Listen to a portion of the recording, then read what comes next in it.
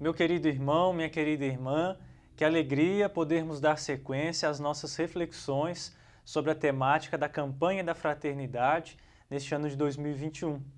A campanha da fraternidade que, ressaltando alguns aspectos que se apresentam como fragilidades do nosso tempo, vem nos propor que se iniciem processos de transformação à luz da Palavra de Deus, como resposta de um coração que se converte, como resposta de um coração que vive de fato a espiritualidade deste tempo quaresmal.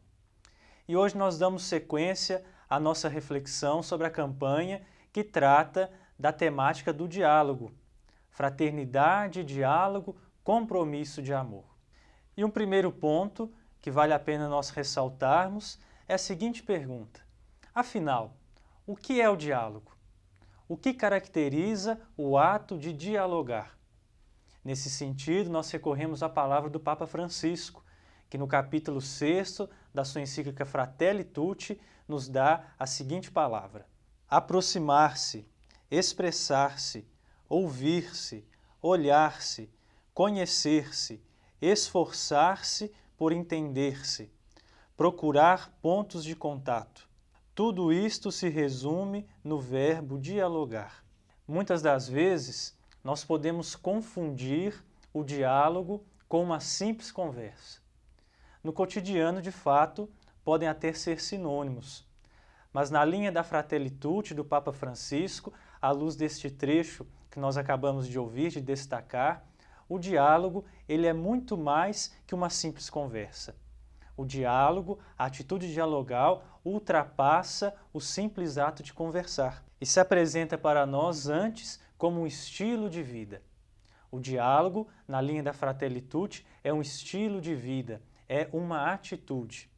E o que significa isso? O que significa entender o diálogo como um estilo de vida? É justamente uma disposição do coração, é uma formação da consciência que enxerga o outro, que enxerga o diferente, não como alguém que me anula, não como alguém que se opõe a mim, mas, conforme nós falávamos no vídeo da semana passada, o outro, o diferente, é alguém que me completa e que ao mesmo tempo é completado por mim. Um exemplo bem prático e concreto de tudo isso. Pensemos na nossa igreja.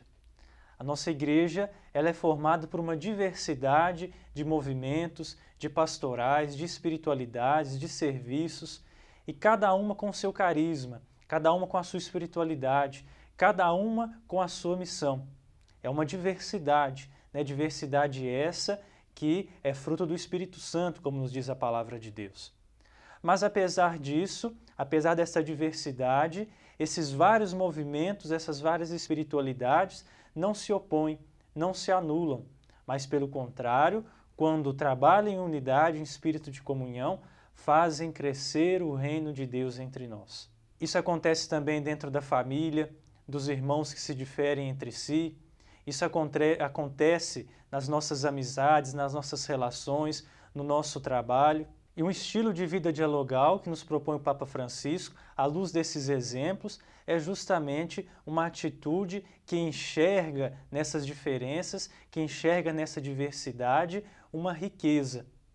Uma sociedade de espelhos, uma igreja de espelhos, de clones, seria uma igreja, uma sociedade empobrecida, perderia sua beleza. Então, ao pensarmos um estilo de vida dialogal, nós devemos entender então essa atitude que busca se aproximar, que busca ouvir, que busca, como nos disse o Papa Francisco, estabelecer pontos de contato com essas realidades que são diferentes das nossas, com esses estilos que diferem do nosso.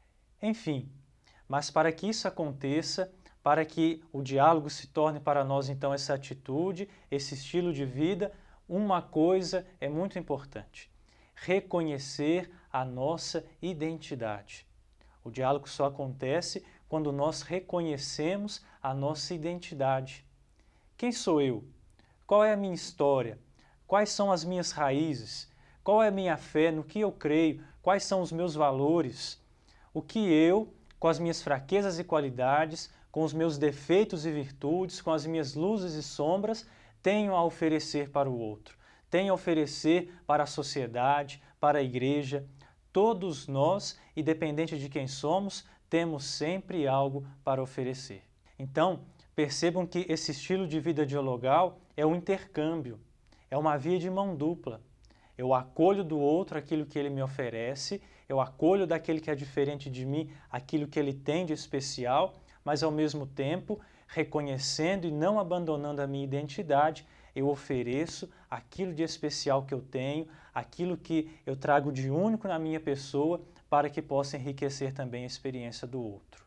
O problema, e é isso que a igreja quer nos fazer refletir com a campanha da fraternidade, é que muitas das vezes, em nossas relações, o diálogo não acontece, mas o que acontece é aquilo que nós poderíamos chamar de um monólogo.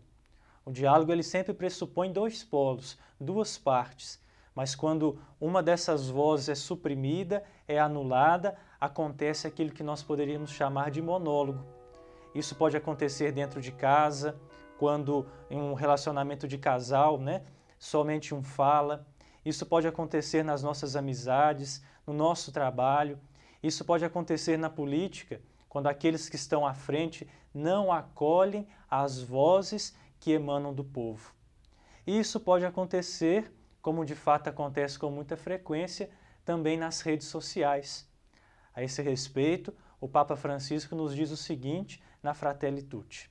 Muitas das vezes, confunde-se o diálogo com algo muito diferente. Uma troca febril de opiniões nas redes sociais, muitas vezes pilotada por uma informação mediática nem sempre fiável. Não passam de monólogos que avançam em paralelo, talvez impondo-se à atenção dos outros pelo seu tom alto e agressivo. Então, o Papa chama a atenção de que existe nas redes sociais, muitas das vezes, esse movimento que é justamente contrário a essa atitude de diálogo. Um movimento em que, na busca de se autoafirmar, na busca de defender as suas opiniões, o outro é enxergado como um adversário, com o qual eu devo buscar destruir a sua imagem. Então, tudo isso se apresenta para nós como diagnósticos de uma postura fechada à realidade do diálogo. Então, portanto, nós vimos que na perspectiva da Fratelli Tutti, o diálogo ele ultrapassa aquilo que nós entendemos por uma simples conversa, mas ele se apresenta para nós, então, como uma atitude, como um estilo de vida que se abre, que sabe acolher aquilo que o outro tem a me oferecer, ao mesmo tempo em que, no intercâmbio, eu ofereço aquilo de especial que eu trago na minha existência. Mas, apesar do diálogo não se caracterizar apenas como uma simples conversa, é na conversa que ele se concretiza, é na conversa que ele se dá de uma maneira mais imediata. Mas isso nós iremos refletir e ver no vídeo da próxima semana. Que nós possamos olhar para Jesus. O lema da campanha da fraternidade, retirada da carta aos Efésios, nos diz o seguinte: Cristo é a nossa paz. Do que era dividido, ele fez uma unidade. Que no nosso percurso deste tempo quaresmal, a partir de um encontro pessoal e comunitário com ele, nós possamos então, de maneira simples, no cotidiano, nas pequenas atitudes do dia a dia, acolher essa proposta do diálogo como um compromisso de amor.